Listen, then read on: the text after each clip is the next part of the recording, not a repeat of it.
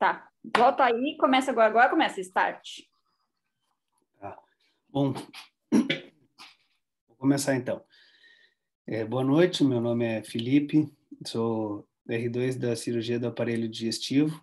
A nossa aula de hoje, então, é sobre neoplasias císticas do pâncreas. Tá? Quem me auxiliou na aula foi a doutora Angélica Lucchesi. Então, já aviso, é uma aula um pouco longa, um pouco cansativa, mas eu vou tentar ser breve. Tá? No mapa da aula, então, nós vamos passar pelos conceitos, vamos ver algumas classificações, vamos passar pelos principais consensos, vamos ver as condutas desses consensos e discutir as controvérsias desses consensos. Tá? Então, de neoplasia cística do pâncreas, o que a gente tem visto é um crescimento exponencial nos últimos anos, tá? Como mostra esse gráfico aqui abaixo. Isso se deve muito a solicitação cada vez maior de exames de imagem, né, e a qualidade dos nossos exames de imagem. Estudos em cadáveres já mostram até 50% da população geral com alguma neoplasia cística do pâncreas. Tá? Então, isso mostra que é um assunto que tem que estar bem dominado, tanto pelo cirurgião do aparelho digestivo como para o cirurgião oncológico. Cada vez mais a gente vê no ambulatório chegando pacientes com um laudo ou de ultrassom ou de tomografia mostrando alguma lesão cística do pâncreas. Tá? O que nos tranquiliza é que a maioria delas, então, elas são benignas, é um achado ocasional, a maioria não causa sintomas, né? Porém, algumas têm sim potencial para transformação maligna. Tá? E essas aí que nós vamos abordar hoje.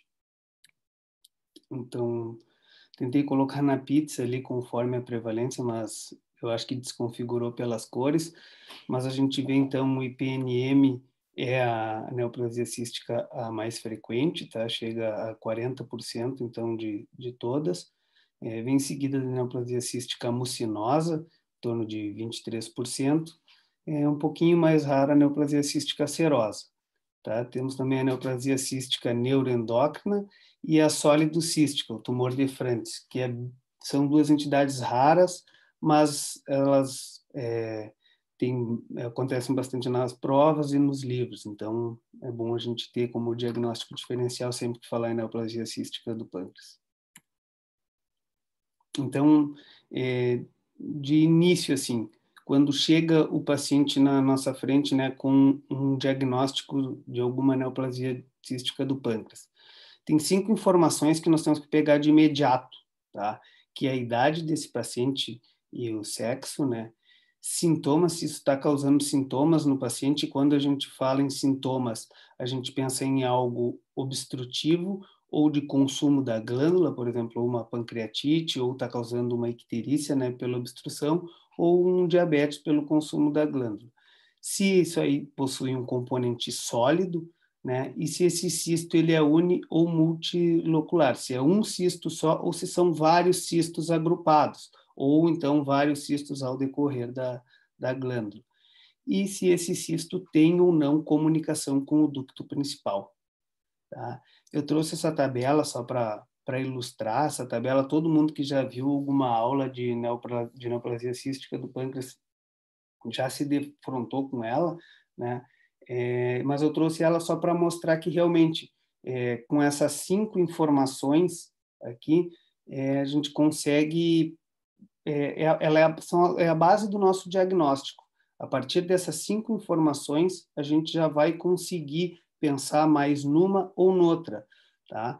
Um exemplo, quando eu falo em gênero, né, do paciente, pensando no gênero, eu não estou pensando assim, a maioria das doenças ela tem alguma prevalência maior em algum dos sexos, mas pensando em neoplasia cística, existem algumas entidades que é quase que uma unanimidade, ela é exclusiva de um dos sexos.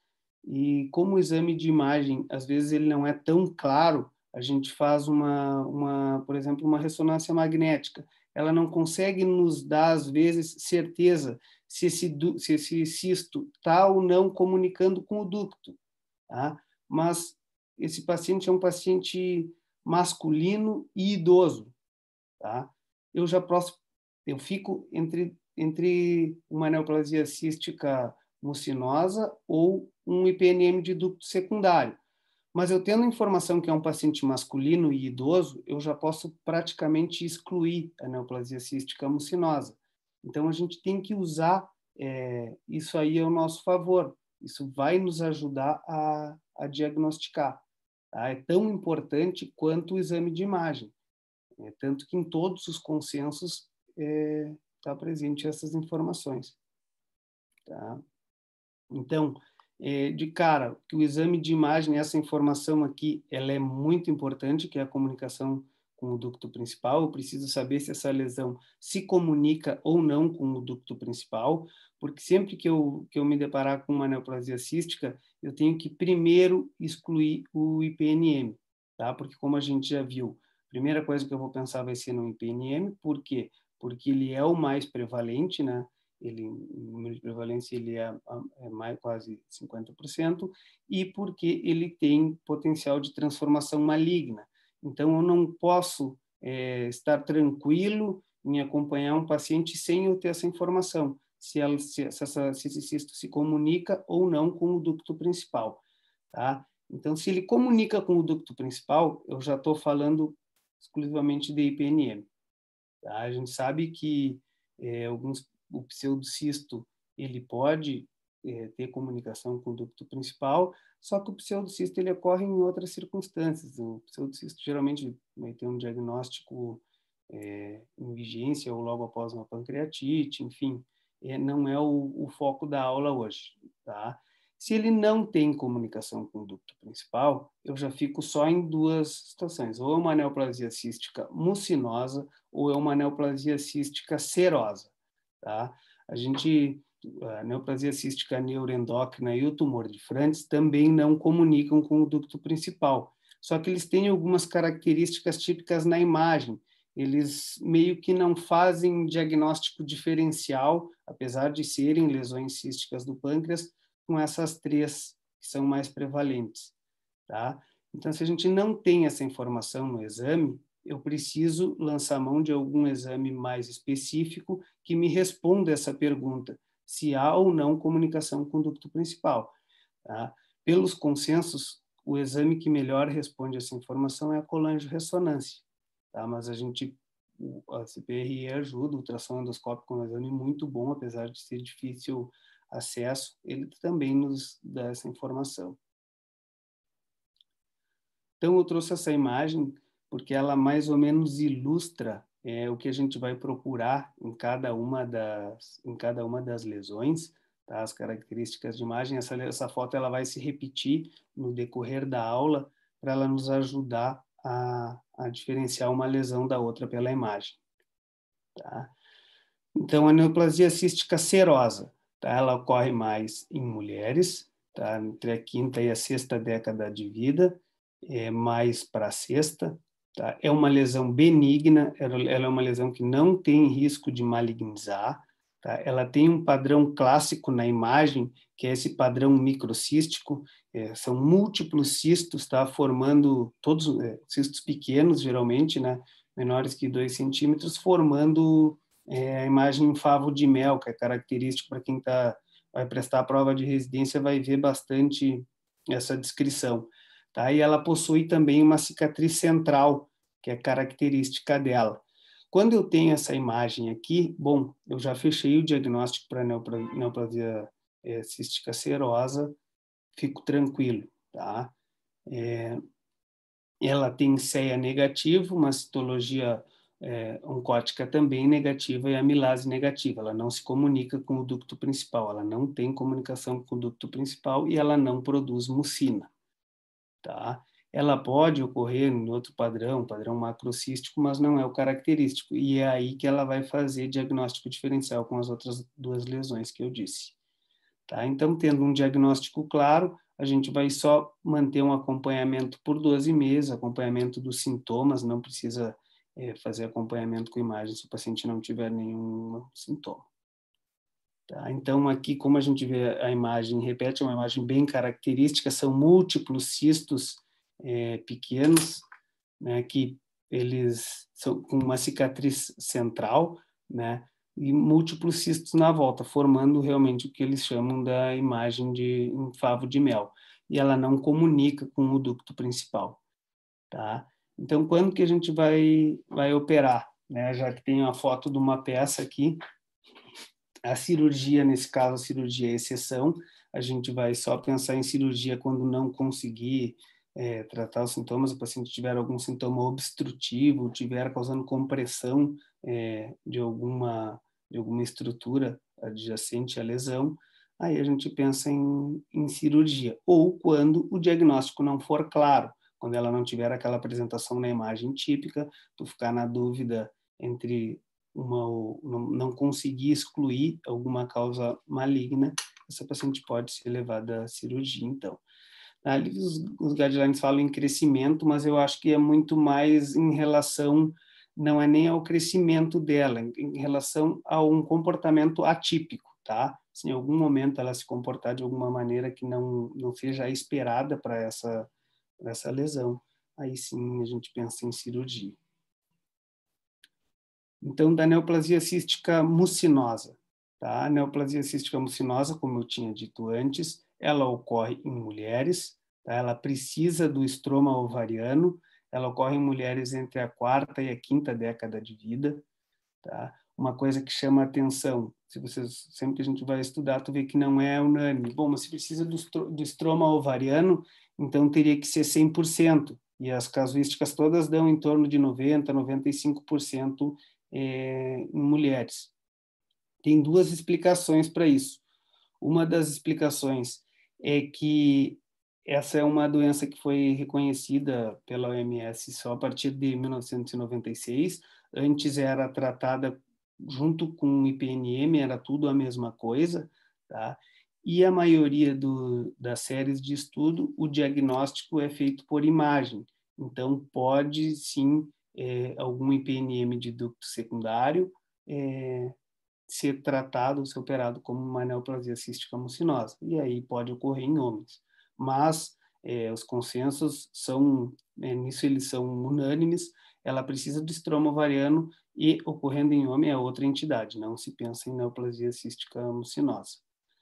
Ela causa sintomas em 25% das vezes, então o mais comum é a pancreatite, tá? Ela é uma lesão caracteristicamente um pouco maior, ela é um cisto, geralmente é um cisto grande, tá? Ela ocorre, na maioria das vezes, ela ocorre no corpo ou na cauda do pâncreas, e em 15%, em torno de 10 a 15%, ela pode malignizar, tá? Então, os achados da imagem.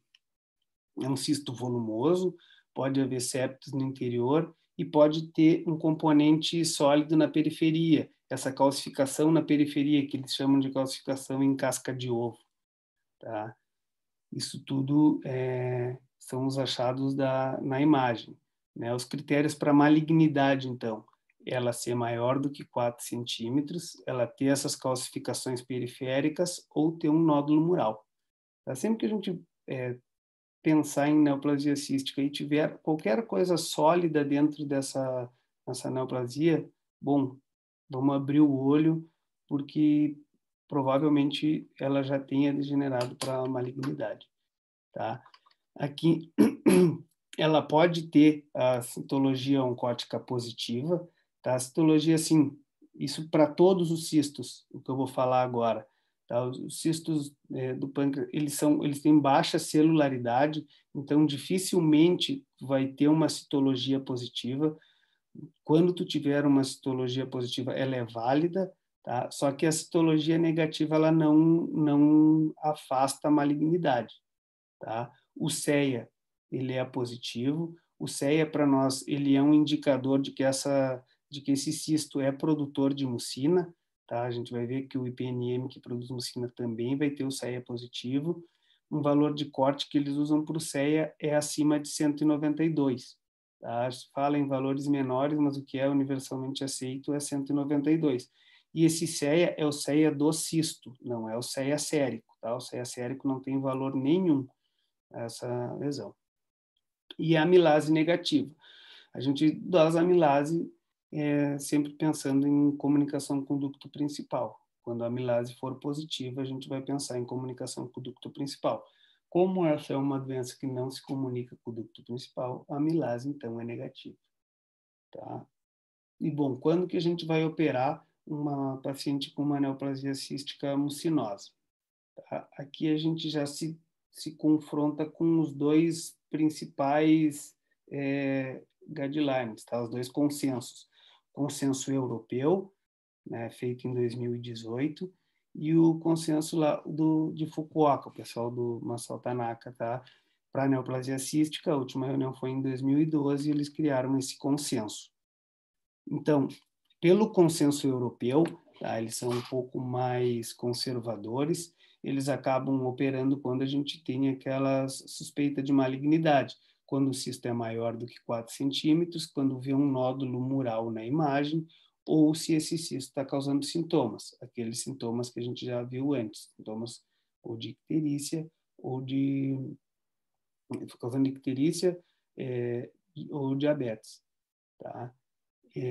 De 3 a 4 centímetros, essa deve ser uma decisão compartilhada junto entre a paciente e o médico. Eles deixam o cirurgião mais à vontade para definir essa conduta quando ela é entre 3 e 4 centímetros. Tá? Então, do pessoal do Fukuoka, tá? O consenso de Fukuoka, eles orientam cirurgia sempre, baseado no que eles falam isso? Baseado na taxa de malignidade, que chega a 15%, como a gente falou, sendo que essa é uma lesão que ocorre geralmente em pacientes jovens, mulheres em torno de 40 anos, né? E o acompanhamento dessa lesão, ela é difícil de se fazer. Tu vai seguir acompanhando ad eterno uma lesão que pode malignizar, e por ela ter a prevalência maior na cauda e na cauda do pâncreas, né, corpo e cauda do pâncreas, não necessita de uma duodenopancreatectomia. E operando ela antes dela malignizar, tu consegue fazer uma ressecção mais econômica. Tu não precisa, pode até pensar em nucleação, fazer uma cirurgia menor. Tá? Então, trazer um estudo só para a gente definir mais ou menos a conduta, né? Esse estudo, então, que seguiu 539 pacientes com lesões císticas, né? 11% dos pacientes já tinham carcinoma in situ, com cistos entre 2 e 3 centímetros. Tá? Então, já mostra que o tamanho do cisto não é uma característica confiável, tá? E que 40% dos pacientes não apresentava nenhuma vegetação ou qualquer componente sólido dentro do cisto, tá? Então, assim, indo contra aquelas características de malignidade, tá? O componente sólido, ele é muito válido para a gente diagnosticar doença maligna, só que a ausência dele também não descarta. Tá? Então, o que o consenso de Fukuoka orienta? Se tem lesões sem característica suspeita, como ele opera, vai indicar cirurgia sempre, né? Essa cirurgia pode ser uma pancreatectomia videolaparoscópica, ou pode até fazer uma enucleação desse cisto, só que a gente sabe que essas lesões, às vezes, tentando poupar uma enucleação, tentando poupar parênquima, eles têm mais chance de uma fístula pós-operatória. Então, deixa a critério do cirurgião. Tá? Se houverem características suspeitas na lesão, sim, aí uma ressecção oncológica. Isso aí os dois consensos eles estão de acordo. Tá? Aí vai fazer uma ressecção oncológica com linfadenectomia, independente da localização dessa lesão. E se optar pela conduta expectante, né, como o consenso europeu, vai fazer acompanhamento com ressonância magnética no primeiro ano a cada 6 meses e depois anual. Então, ela é uma lesão que ela não tem recorrência, tá? Se a lesão não for invasiva, ela não recorre, ela nem requer acompanhamento. A neoplasia, então, sólida cística pseudopapilar, o tumor de Franz, a característica dele, acho que todo mundo já ouviu falar, é uma lesão que ocorre em mulheres jovens, né? pacientes jovens, em torno de entre segunda e terceira década de vida. É uma lesão volumosa, ela pode ter as duas características na lesão, ela pode ser uma massa com componente sólido e um componente cístico. Tá? A cirurgia, a indicação dela é sempre cirúrgica e os pacientes tendem a evoluir bem. Só que ela tem que manter um acompanhamento também ad eterno, porque ela tem risco de lançar metástase muito tempo depois da cirurgia. Das neoplasias císticas neuroendócrinas, então, eu não achei nenhuma imagem interessante na internet, mas ela não tem prevalência por sexo, ocorre igual em homens e mulheres. A característica da imagem dela é que ela é hipervascular, ela tem uma impregnação pelo contraste na fase arterial. Ela é uma lesão também sólido-cística. 80% delas são não funcionantes, elas possuem alguns marcadores imunistoquímicos específicos. Quando que a gente opera essa paciente, a gente sabe que a neoplasia cística, quando ela é cística, a neuroendócrina, ela é mais indolente. Então, até 2 centímetros a gente costuma acompanhar essas pacientes. Se ela for maior do que 2 centímetros, aí sim a indicação de cirurgia. Então, dos IPNMs, tá? Intraductal Papillary Mucinous Neoplasms. Os IPNMs, eles são lesões pré-malignas, eles são caracterizados, então, pelo crescimento do epitélio papilar no sistema ductal. Esse crescimento, essa mudança de epitélio, ele pode se dar em qualquer local da glândula, desde que seja dentro do sistema ductal, né? Ele pode ser ocorrer em todo o ducto principal, ele pode ocorrer no ducto secundário ou ser focal, em qualquer parte do ducto principal. Esse epitélio papilar, ele é produtor de mucina, tá? E ele é o responsável pela dilatação cística, então, do ducto. Tá? Aí por isso que varia, aonde ocorre essa mudança de epitélio é onde se estabelece o cisto. Tá? Só que a característica do IPNM principal, eu acho que é aqui que gera um pouco de confusão para quem está começando, assim, ó, o IPNM ele tem que ter uma comunicação com o ducto principal. Ele não precisa ser de ducto principal. O ducto principal não precisa estar dilatado, mas esse cisto tem que se comunicar. Ele pode ser de ducto secundário, um ramo do ducto principal, mas ele tem que ter essa comunicação com o ducto principal. Tá? E então, aquele epitélio que vai substituir o sistema ductal, ele tem 5 subtipos histológicos, né? Então, são 4, desculpa, o gástrico, o intestinal, o pancreato biliar e o oncocítico. Eles variam desde a velocidade para a progressão maligna, e isso aí vai nos alterar até o follow-up que a gente vai dar para esse paciente. Aqui é uma área onde os estudos estão focando cada vez mais, porque estão tentando, o plano é que se identifique o subtipo dele antes da cirurgia, e a partir daí a gente consiga prever qual o subtipo tem maior ou menor chance de malignizar. Porque como a gente vê, o subtipo gástrico, que é o mais comum, né, a progressão dele para adenocarcinoma é baixa, mas se a gente pega um pancreato biliar, a progressão ela é muito alta. Então, isso explicaria essa heterogeneidade no crescimento e no comportamento dos IPNMs. Tá? Então, ainda não se tem, isso não é uma conduta assim, universalmente aceita, porque ela depende também do ultrassom endoscópico para fazer essa análise dessa mutação do gene da mucina. Tá? Mas aqui que eu acho que é onde os consensos vão investir para tentar fazer essa mudança. Então, só a classificação. Como eu tinha dito, né, o IPNM ele pode ser de ducto principal, de ducto secundário ou de ducto misto. O IPNM de ducto principal é quando o ducto principal ele vai estar dilatado. Tá? Ele próprio é o cisto. O cisto está no trajeto do ducto principal. tá? E essa dilatação ela tem que ser maior do que 5 milímetros. O diâmetro do ducto principal ele é em torno de 3,5 milímetros na cabeça e ele vai afinando em direção à cauda do pâncreas.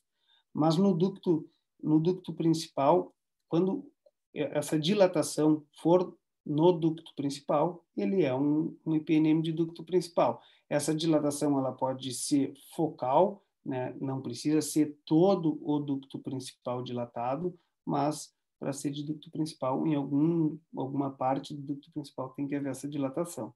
O do ducto secundário, então, o ducto principal vai estar normal, mas ele vai ter um cisto que se comunica com o ducto principal, tá? Esse cisto, ele tem que ser, aí agora eu estou falando na medida do cisto, o cisto tem que ser maior do que 5 milímetros e o ducto principal não vai estar dilatado, tá? É isso que tem que ficar mais ou menos martelado, assim, que o ducto, ele não precisa ele não precisa estar dilatado, o ducto principal. Só que esse cisto tem que se comunicar com o ducto principal. Se ele não comunicar, a gente vai estar falando provavelmente de uma neoplasia cística mucinosa, que também produz mucina, mas não se comunica com o ducto principal, tá? Se ele tiver a característica dos dois, além dessa lesão que comunica com o ducto principal, tiver o ducto principal dilatado, aí a gente vai estar falando do ducto misto, tá? IPNM misto. Um trabalho, então, só para ilustrar a evolução da doença, né? Esses pacientes, ele acompanhou 106 pacientes, a média de idade 61 anos, fez um segmento por 5 anos, desde o primeiro sintoma compatível com IPNM. O tempo que ele achou do primeiro sintoma até o paciente virar cirúrgico, a média foi 21 meses, tá? O risco de malignização, então, para o IPNM de ducto principal, ele foi de 55%. No ducto secundário, foi 15%. Aqui a gente já vê que o ducto principal ele tem um potencial grande de malignização e que no ducto secundário não é desprezível esse número. Tá? Então, como que a gente vai manejar esse paciente, né? Que a gente está falando aqui ainda de uma lesão que poderá se transformar em câncer, né? Então, a gente pesa sempre essa transformação, o risco da transformação maligna, a morbimortalidade da cirurgia, todo mundo sabe, a morbimortalidade de uma cirurgia pancreática ela é considerável, né? E a ansiedade do médico e do paciente. O médico com medo de deixar passar, deixar malignizar um paciente que ele está acompanhando, né? E o paciente que fica angustiado de ver aquele diagnóstico, aquele escrito no laudo dele, neoplasia. Isso aí gera uma angústia para os pacientes. Tá? E, claro, a nossa conduta tem que ter um respaldo na literatura, né? Aqui para mostrar, então, o prognóstico após a ressecção, né?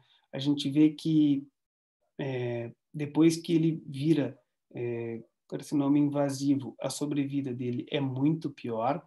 Isso, quando ele ainda é adenoma, a sobrevida dele é muito boa. Isso aqui é mais para ilustrar o quanto vale a pena a gente operar essas lesões antes de elas malignizarem. Tá? A história dos consensos, então, antes de 2006 era praticamente uma escuridão, cada um fazia o que achava certo, né? Não tinha um norte, não tinha uma conduta, não tinha os consensos.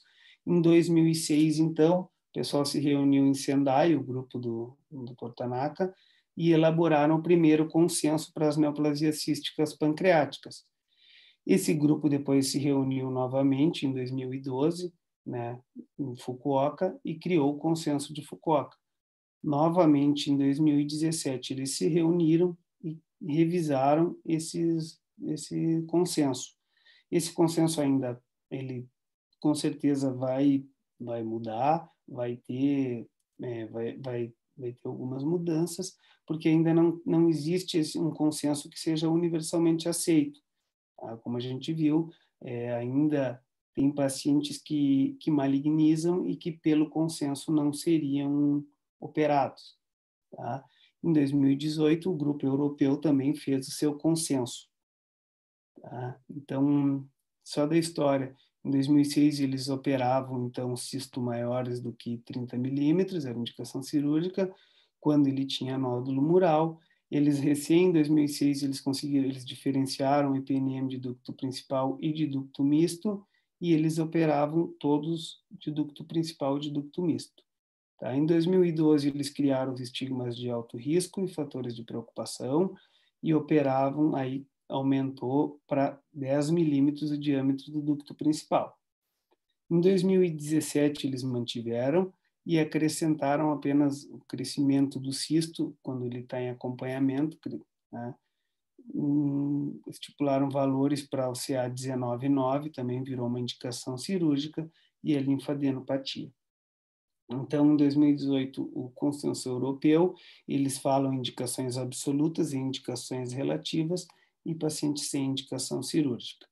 Tá? Acredito que o futuro venha a ser aquilo que a gente já comentou no começo, a respeito da biologia molecular, vão investir cada vez mais para se identificar o subtipo histológico desse IPNM no pré-operatório, a gente conseguir dar um manejo mais individualizado, baseado na histologia dele. Então, o consenso de Fukuoka, tá? O que ele nos orienta? Tá? Quando aqui eu estou falando em cisto, eu ainda nem sei se esse cisto se comunica ou não com o ducto principal. Quando esse cisto for menor do que 5 milímetros, bom, ele não vai entrar em protocolo, em nada. Esse paciente vai apenas ser acompanhado, tá? Ele não vai ter alta do consultório, mas ele não vai fazer parte do fluxograma a seguir.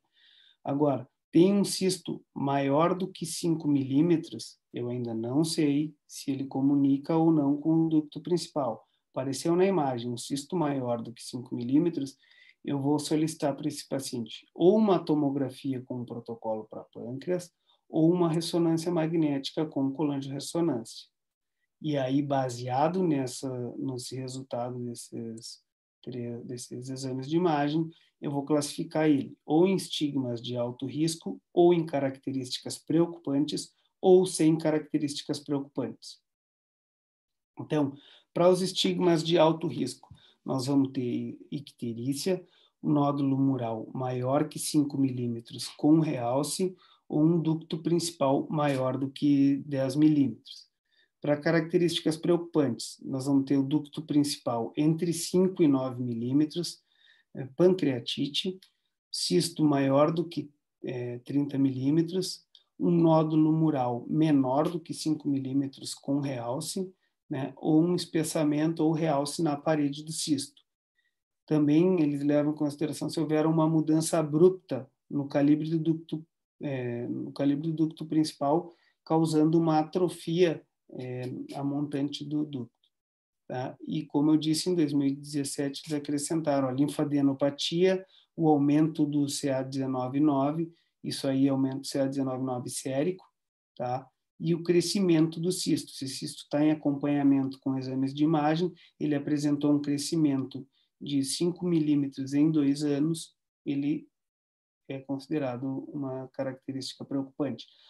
Os trabalhos mostram que esse crescimento, se crescer 2 milímetros em um ano, tu já tem 45% de chance de malignidade. Tá? É só para fazer um relato. Ou então ele sem características preocupantes, né? Não tem nenhum desses achados. Se ele tiver estigmas de alto risco, esse paciente vai ter indicação cirúrgica, desde que ele tenha condição cirúrgica. Se ele tiver alguma das características preocupantes, esse paciente vai fazer um ultrassom endoscópico, tá?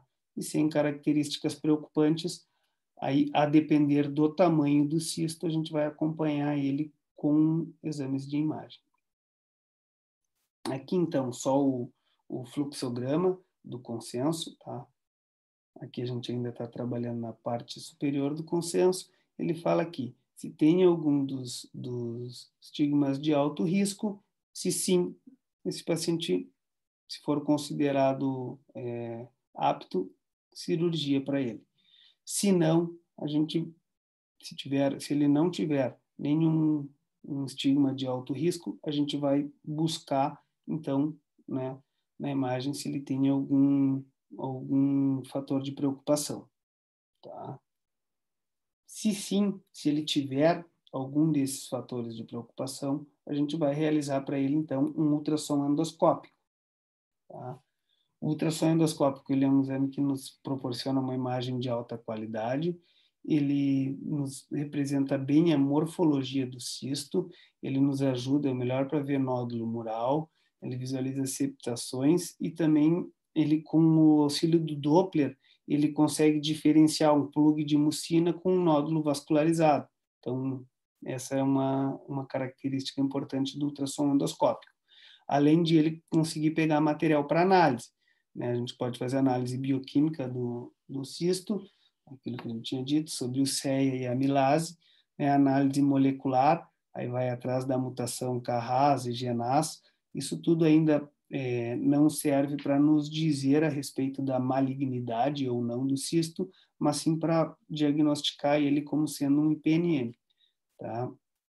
E aí a análise citológica, que aí em busca do gene da mucina, ele vai nos dar mais ou menos a, a, a histologia mais provável daquele cisto. Tendo essa informação, eu já consigo mais ou menos prever o risco de malignidade desse cisto. Mas isso aqui ainda é trabalho inicial, como eu tinha dito, ainda não é uma conduta unânime. Isso aqui, mais recente ainda, eles estão fazendo análise histológica por forceps biopsy. Eles conseguem biopsiar a parede do cisto e fazer uma análise. Tá? Mas o que o consenso manda a gente definir, então, pela análise do ultrassom endoscópico? Ele vai ir atrás de se tem nódulo mural, se esse nódulo mural é maior do que 5 milímetros, né? Se ele tem suspeita de envolvimento no ducto principal, ou se tem citologia suspeita ou positiva para malignidade. Tá? Aí a gente volta, então, para o consenso aqui, para o fluxograma. Se sim, se ele no ultrassom endoscópico ele conseguiu ver algum nódulo mural, ou viu envolvimento do ducto principal, ou tem uma citologia suspeita, se sim, esse paciente vai ser mandado para cirurgia, vai ter indicação cirúrgica. Se não, não viu nenhuma dessas características, ele vai ser seguido aí a depender do tamanho do cisto, tá? O que chama atenção nos consensos, a gente viu que o tamanho do cisto, que é o que a gente geralmente leva em consideração para ver, ele é um fator baixo para nos predizer malignidade do cisto ou não. O tamanho isolado do cisto, inclusive, é o menor fator para nos dizer o prognóstico ao tamanho do cisto. Tá? Então, em 2018, o pessoal lançou o consenso europeu, né? O consenso europeu ele se baseou em estudos retrospectivos, levando em consideração, então, o diâmetro do ducto principal. Eles já viram que, a partir de 5 milímetros, eles já podiam ter malignidade, né? Então, os trabalhos de 5 a 9 milímetros, eles já viram de 30 a 91% dos pacientes abrigavam ou displasia de alto grau ou lesão maligna já, tá?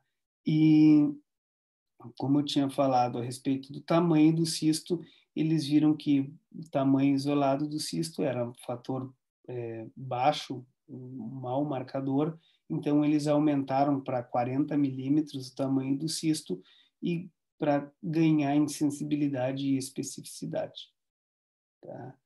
Aqui só um trabalho ilustrando só a respeito do diâmetro do ducto principal, né? Então, um ducto principal de 5 a 9 milímetros foi visto 59% de malignização, então é um valor considerado. É claro que esses pacientes provavelmente não era só o diâmetro do ducto principal que eles tinham como marcadores, mas, enfim, serve de alerta. O ducto principal, esse diâmetro de 5 a 9, ele pode abrigar, sim, algum grau de neoplasia. Então, ele separou em indicações absolutas e indicações relativas.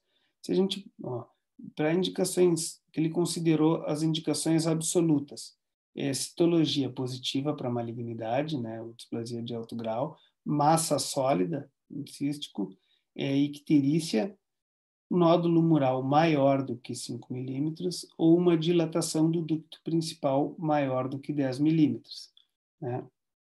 Então, as indicações relativas, ele viu o crescimento do cisto que estava sendo acompanhado, um crescimento de 5 milímetros por ano, é considerado uma indicação relativa para a cirurgia, nível sérico de CA 19,9, se for maior do que 37, né? Então, uma dilatação do ducto principal entre 5 e 9,9 milímetros, né? O diâmetro do cisto ele aumentou para 40 milímetros, acrescentou naquelas informações um diabetes de início recente, né, ou história de pancreatite causada pelo IPNM, e um nódulo mural com realce menor do que 5 milímetros. Se a gente confrontar isso aqui com os estigmas de alto risco e com os fatores de preocupação, a gente vai ver que eles são muito parecidos. Acrescenta o que muda. Mudaria o diâmetro do cisto, que eles aumentaram para 40 milímetros, e eles deram um pouco mais de atenção para entre a dilatação de 5 a 9,9 no ducto principal, né? Só que aqui está o fluxograma do consenso europeu, né? Ficou um pouco ruim a qualidade da imagem, mas eu acho que dá para ter uma ideia. Então, voltando ao consenso, se esse paciente tem alguma das indicações absolutas, ele vai para a cirurgia, tá? O que é interessante, que eu acho que o consenso europeu, além de ele não se basear tanto no exame no ultrassom endoscópico, né, que para nós aqui é difícil de conseguir, que para nós seria uma vantagem, então, esse consenso, ele dá mais liberdade também para o cirurgião optar, se ele quiser ter uma conduta cirúrgica nesse paciente, o consenso europeu é um pouco mais liberal nesse sentido, tá? Ele, tanto que aqui a orientação dele, né, para as indicações relativas, se esse paciente não tiver nenhuma comorbidade significante, tá, e tiver uma indicação relativa, esse paciente já é candidato à cirurgia. Esse paciente pode ser levado à cirurgia apenas com uma característica, então, com uma indicação relativa. É diferente do consenso lá do Foucault, que se ele tiver fatores de preocupação, ainda vai fazer um ultrassom endoscópico. Aqui não. Aqui, a depender das comorbidades desse paciente, ele já pode ser levado para a cirurgia tendo apenas uma indicação relativa, tá? Aí, se o paciente tiver alguma comorbidade significativa, aí sim, ele precisa de duas ou mais, né, indicações relativas. Tá? Agora a gente já conseguiu colocar esse paciente dentro dos consensos. Qual cirurgia que a gente vai fazer? Bom, para IPNM vai depender, né, da localização que ele vai estar na glândula. Se ele for na cabeça do pâncreas, a gente vai ter que fazer uma duodenopancreatectomia. Se ele for na cauda, a gente pode fazer uma pancreatectomia corpo caudal, ou, dependendo se ele tiver um comprometimento difuso, a gente vai ter que fazer uma pancreatectomia total. O plano, então, sempre é objetivar cirurgia R0. Né? O que nós vamos ressecar? Então, a gente precisa de um estudo aprofundado para ver a topografia da lesão, tentar ver até onde que ela acomete, né, o pâncreas. Se a gente lançar a mão no colangio-ressonância, tomografia, CPRE, ecoendoscopia ou até a pancreatoscopia, o nosso acerto pré-operatório vai ser apenas de 60%. Tá? Em 40% das vezes, nós vamos estar ou subestimando em 34% das vezes, ou hiperestimando em 7%. Tá? Isso daqui é importante. Então, sempre que a gente for levar um paciente para a cirurgia, né, operar um IPNM, o paciente tem que estar ciente que a cirurgia dele pode ser maior do que o esperado. Tá? Tem que sempre ser conversado com o paciente que pode evoluir para uma pancreatectomia, pode ser necessária uma pancreatectomia total, o paciente vir a ter todas as complicações que uma pancreatectomia total causa no pós-operatório. Então, o risco de recorrência pós-operatória, né, ele vai depender da localização, se ele é de ducto principal ou não, do grau de displasia do cisto, o status linfonodal no momento da cirurgia, se ele abriga ou não um carcinoma invasivo, as margens comprometidas ou não, e histórico familiar de adenocarcinoma de pâncreas. Alguns grupos consideram história familiar para neoplasia de pâncreas indicação para pancreatectomia total. Isso não é aceito por todas as escolas, mas é só para ressaltar. Tá? Então, um outro estudo, esse estudo aqui para ver o impacto das margens cirúrgicas, né? E sim, aqui mostrou que margens positivas afetam no prognóstico e na recorrência da lesão. Tá? Então, como que a gente vai proceder, né, no intraoperatório? A indicação é sempre fazer congelação, vai operar, faz a cirurgia que programou, resseca a margem, manda para congelação. Se margem livre, adenoma ou displasia de baixo grau, ok, pode encerrar a cirurgia. Agora, vindo margem comprometida, que seria uma displasia de alto grau ou carcinoma, amplia a margem cirúrgica. E volto a enfatizar a importância do paciente estar ciente da possível necessidade de ampliar a cirurgia.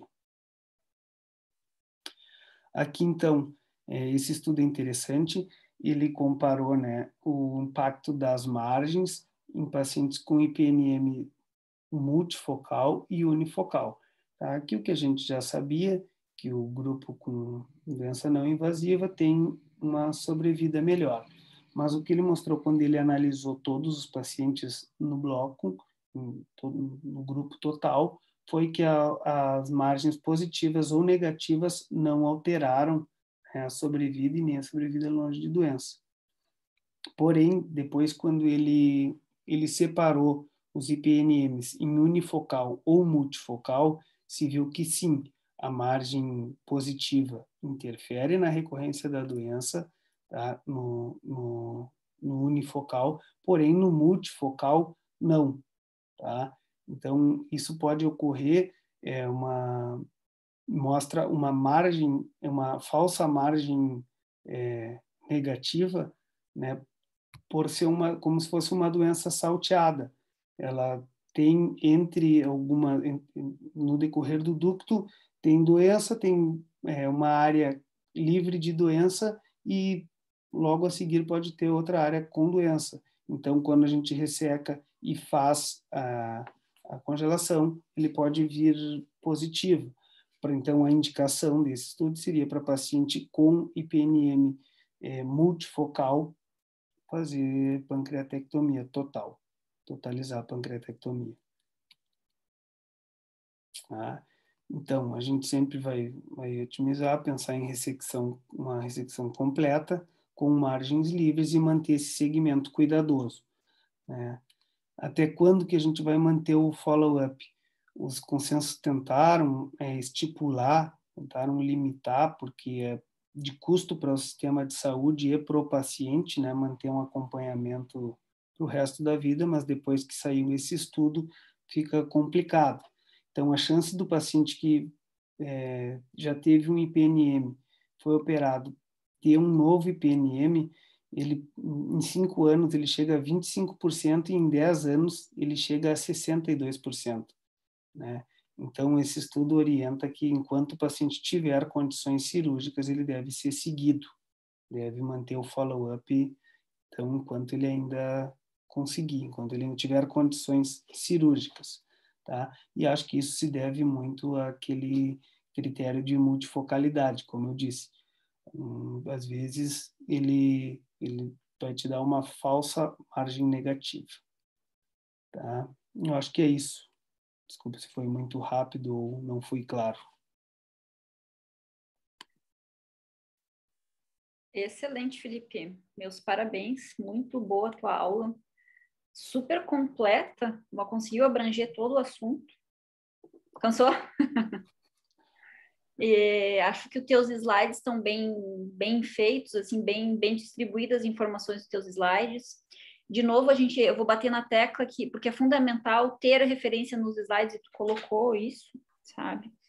Conseguiu mostrar bastante a historinha do desenvolvimento, do conhecimento dos cistos de pâncreas, e isso nos faz entender o porquê que é tão mais recente, né, esses consensos, porque só em 2006 foi surgir um consenso, 2012, 2017, porque realmente melhorou a imagem, então agora a gente consegue ter um pouquinho mais de finura, digamos assim, na identificação neles. E que mais que eu ia te dizer? Tem uma brincadeira que o pessoal fazia sobre a memorização das idades dos cistos de pâncreas, né? Que o cisto seroso seria o tumor da avó, o cisto mucinoso seria o tumor da mãe e o tumor de Franz, o tumor da filha. Para que esse truque mnemônico? Para memorizar mais ou menos as décadas de idade que as pessoas desenvolvem esse cisto. Isso mais para a vida, assim, não tanto para a prova, que prova pergunta mais detalhe, né? Que mais? Sobre os ductos, os IPMNs de ducto principal, ducto secundário, eu acho que tu bem mostrou que cada vez mais a gente está voltando mais a atenção para os IPMNs de ducto principal e tirando um pouco a atenção dos IPMNs de ducto secundário. Está se indicando menos cirurgia para o ducto secundário e mais para o ducto principal, porque parece que realmente eles abrigam mais chance de transformação maligna, né? Então, acho que o desenvolvimento dos consensos nos mostra isso, conseguiu nos apresentar. Então, é possível que esse conhecimento ainda se modifique aí no passar dos anos. Dá para perceber que existem divergências nos consensos justamente por isso. Não tem uma resposta. Tu vê assim, não são todos os pacientes ressecados que têm tumor, não são todos os pacientes que não são ressecados e que não desenvolvem tumor. Então, a gente precisa encontrar melhor qual é o paciente que tem que ser submetido à cirurgia. Porque, por menor que seja a cirurgia, tem risco do paciente falecer por uma doença, digamos, atualmente benigna. Né? Eu até ia fazer analogia assim com os pólipos colônicos, né? Que, claro, por mais tu retirar um pólipo, tu não tem nem certeza se ele é maligno ou não, mas ele é de fácil acesso e com uma morbidade muito baixa, risco de complicação muito baixo. Agora, quando tu tá falando de pâncreas, bom, tu vai fazer uma cirurgia enorme, às vezes para prevenir uma doença que nem iria acontecer. Exatamente. E eu acho que aquele gene da expressão da mucina, eu acho que é onde futuramente eles vão conseguir, pelo subtipo epitelial, saber mais ou menos o comportamento no pré-operatório. Hoje a gente faz isso, só que no pós-operatório, só depois que tu resseca o cisto, tu tem acesso a essa informação. Então, eu acho que com o avanço do ultrassom endoscópico, cada vez mais eles vão conseguir pegar material para analisar e ter posse dessa informação. A biologia molecular está vindo com tudo aí para nos deixar com mais segurança do que a gente está fazendo, né? Eu acho que tu tem toda a razão. E eu espero que isso aconteça de fato, para a gente poder indicar com maior precisão nossas cirurgias, né? Sim. Que mais que eu ia te dizer? Bom, com relação a todas essas características que aparecem nos consensos, todas elas, acho que a gente tem que ter em mente que é tudo em busca de saber se já é tumor. Né? É o tamanho, é a presença de nódulo mural, linfonodo positivo ou não, é tudo tentando prever, e já tem tumor, então eu tenho que ressecar. Ou a chance de virar tumor já é maior, eu tenho que ressecar. Então, se a gente entender o motivo das características preocupantes, talvez seja mais fácil memorizar elas para na hora lá que precisa saber, né? E, por último, um comentário sobre o exame de congelação. Vocês devem ter percebido que a gente normalmente não faz. Eu não sei se os outros grupos fazem, mas atualmente, pelo menos, a gente não faz tanta congelação no pâncreas, justamente pelo grau de dificuldade que é para o patologista, porque para nós é fácil memorizar. Se vem displasia de baixo grau, eu encerro a cirurgia, ou se não tem displasia, e se for de alto grau, eu tenho que, ou com carcinoma in situ, eu tenho que avançar. O problema é o patologista conseguir se posicionar nisso. Não é tão simples assim, eles mesmos nos passam essa informação. Então, por isso a gente não usa tanto de fazer a congelação do transoperatório. E aí gira toda aquela decisão de, se ele é multifocal e PME ducto secundário e ducto principal, eu vou submeter uma paciente a uma pancreatectomia total e fazer ele viver o resto da vida com diabetes de difícil controle. Essa é uma decisão bem delicada, né? Eu não sei se pensar assim, a grosso modo, em mim, né? Faria o quê? Ficaria em dúvida, sabe? Então, isso é uma conversa que tem que ter muito séria com o paciente, muito com a família. Eu ia trazer até um caso, eu ia trazer um caso que nós temos internado na Santa Casa até. Um paciente ele tem um adenocarcinoma de cabeça de pâncreas, no caso uma lesão sugestiva na cabeça do pâncreas, e tem um IPNM de ducto principal na transição corpo-caudal, né? Qual seria a cirurgia para ele? Pela cirurgia, sobraria pâncreas para fazer não fazer uma pancreatectomia total, porém vale a pena, num paciente que tem esse risco de malignizar, tu deixar um cotinho de pâncreas que tu nem sabe se vai ser o suficiente para ele não precisar reposição e correr o risco de malignizar ali novamente, né? Sendo que eu penso que a primeira lesão, a lesão da cabeça do pâncreas dele, que já é maligna, provavelmente seja um IPNM, provavelmente ele seja esse paciente que tem um IPNM multifocal, que por mais que venha negativa à margem, não vai me tranquilizar. Qual é a idade desse paciente? Esse paciente tem 72 anos. 72. O risco dele ter depois um câncer, ele ainda tem uma expectativa de vida grande, né? É o que tu mostrou em 5 anos. Eu não me lembro bem o teu slide ali, mas em 5 anos ele tem X%, 60%, né? de recidiva. Então, eu acho que é melhor fazer uma pancreatectomia total, né? Porque foi o que foi pensado. Ele ainda teoricamente é jovem.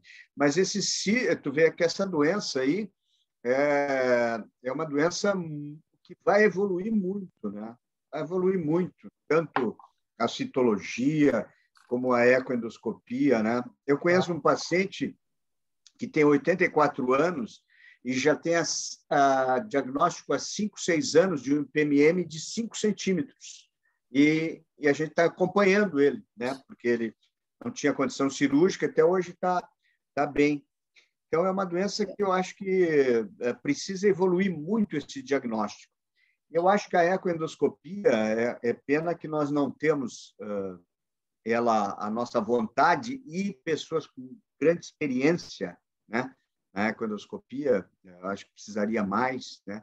Apesar de ser um exame que já desde os anos 80 já é utilizado, mas ela tem que evoluir mais aí nesse aspecto diagnóstico. Mas muito boa a tua aula, eu achei assim muito completa, muito boa. Então, parabéns, Felipe. Parabéns. Um pouco corrido no começo, estava nervoso.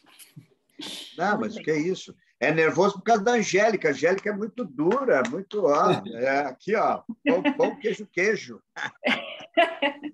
Não, mas tem que manter as culinaria, professor. Não, mas essas aulas são excelentes. Eu acho ainda com as aulas remotas melhor ainda, porque eu posso ficar assistindo tomando um vinho. Tá bom, mas parabéns. Obrigado. Estou saindo. Mais algum comentário de alguém? Se alguém ficou com alguma dúvida, Não? Apenas parabenizar, Felipe, foi muito bem. Tá? Realmente a tua aula foi de alto nível. Então, meus parabéns mesmo. Obrigado. Show. Estamos mantendo um nível bem bom nas aulas. E hoje a gente conseguiu um Zoom que durasse bastante tempo. Então, tudo está melhorando. Então, tá, gente, eu vou pausar a